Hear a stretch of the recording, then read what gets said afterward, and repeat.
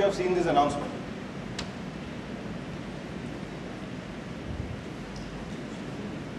This happened about a couple of weeks ago. This is gold. Absolutely right. This is gold. The reason I say it's a game changer is, about 12 or 18 months ago, because of the severe hike in the crude oil prices, automobile industry was actually looking at reducing volumes. And unless they did something significantly different, they were really staring down the barrel. And apart from the banking and other industries, that's another industry which has really been looking at reducing volumes, and recession has really hit them big time. The reason again I say this is a game changer is because most organizations are adopting it. Most automobile vendors seem to be going this way because they really don't see a choice but to go that way. Okay, next slide.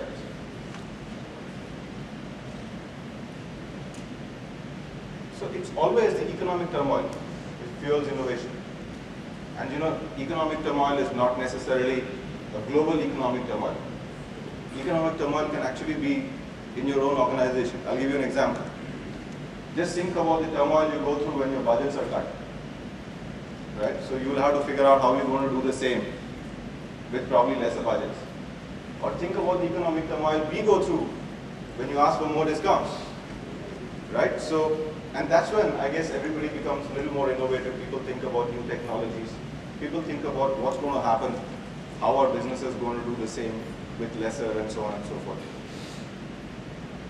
So, the previous speakers have said that cloud is inevitable. Well, that's what it appears to be, yes. But I want to understand, from a business's perspective, why do you think cloud is inevitable? You've seen technology talking about cloud. Well, that's the technology perspective. What do you think is the business's perspective?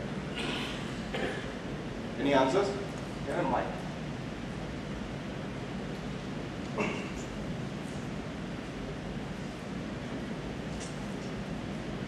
Any answers? Use and pay. Sorry? Use and pay. Use and pay. Ease of deployment. Ease of deployment. Upwards and downwards. Okay. So there are, multiple reasons various reasons why they should look at a cloud and so on and so forth. One thing I've noticed in my career, if both the business and the technology don't have drivers, the adoption doesn't happen. Technology can come up with something new every now and then, but it cannot get adopted unless there is a business driver to it. And today, in my opinion, more than ever, there is a significant business driver to ensure that the IT resources which are there in your organization get optimally utilized. So that appears to be the driver for what is today called the cloud. That is what is driving the adoption of cloud in most organizations.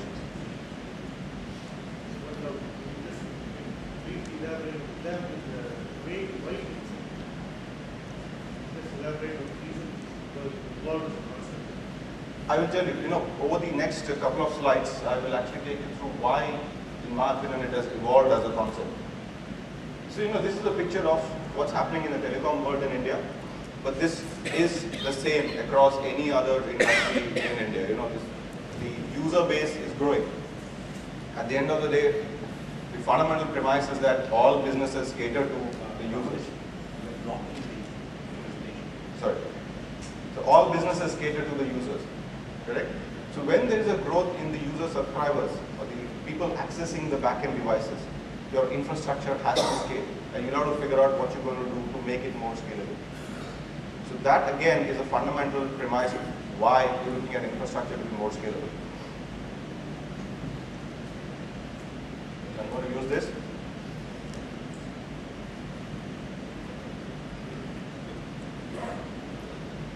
Yeah, so look at your infrastructure today.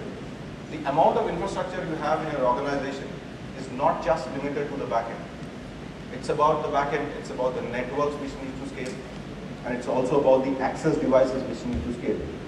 I was hearing the presentation which Avinash was doing from New Haven Pier yesterday, where he talked about the various resellers across multiple villages trying to access to thousands of them and they can actually be spread across the region, and you really do not know what devices they're going to use to access your infrastructure. That is the reason, fundamentally, the entire infrastructure needs to be available as a cloud. It has to become a plug-and-play sort of an infrastructure. Otherwise, you have a challenge, because you don't know who's going to access it, when and how. So your infrastructure needs to be able to cater to all devices, irrespective of what they are, and it needs to provide information in an absolute secure and plug-and-play manner. Before I move on to define what exactly a cloud is, I must tell you this incident which happened when I was trying to prepare this. I was sitting at home and trying to put together a definition for cloud, and my son, who's just about 5, walks up to me and says, "What are you doing?" I said, "I'm reading something about cloud." So he says, "You don't know cloud? Let me show you." So he took me up to the terrace and showed me, so that is the cloud.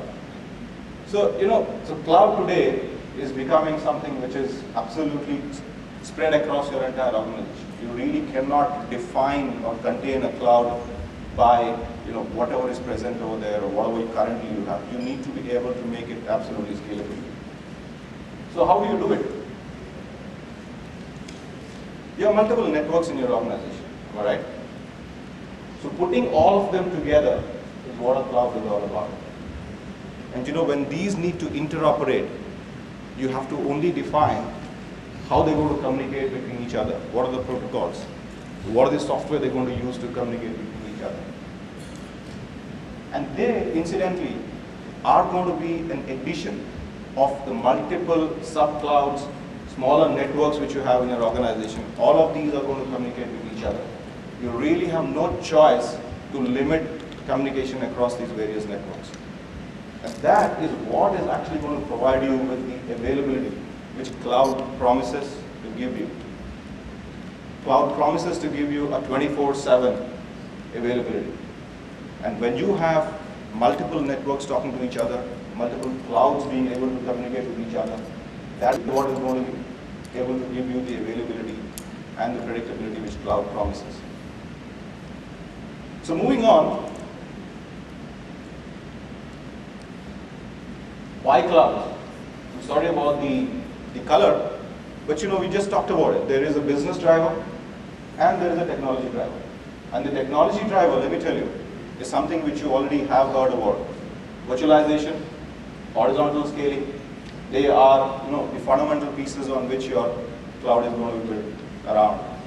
But there's another change which is happening, and that's something which is a little more significant than what is happening on the infrastructure front. And that is the way applications are being written. People are trying to look at newer forms of developing applications, and they're using the Web 2.0 methods, the new types of scripting which is coming up, which is actually playing a significant role in how the newer applications are being written. And that is the why piece, or these are the drivers from a technology perspective, which are actually pushing the cloud adoption in an organization. So there is this business need, and there are these technology drivers, which are actually accumulating or collaborating together to ensure that clouds are getting adopted in various organizations. Again, how clouds? Fundamental piece, virtualization is the enabler. You enable virtualization, again, we've been limited to virtualization at the compute layer. Let's not limit ourselves to the compute layer alone. When I was talking about the entire infrastructure, it is virtualization at compute, at your storage layer, and your network layer, and your access layer also, mind you. That is going to be the biggest piece in this entire cloud infrastructure which you're going to deploy in your organization.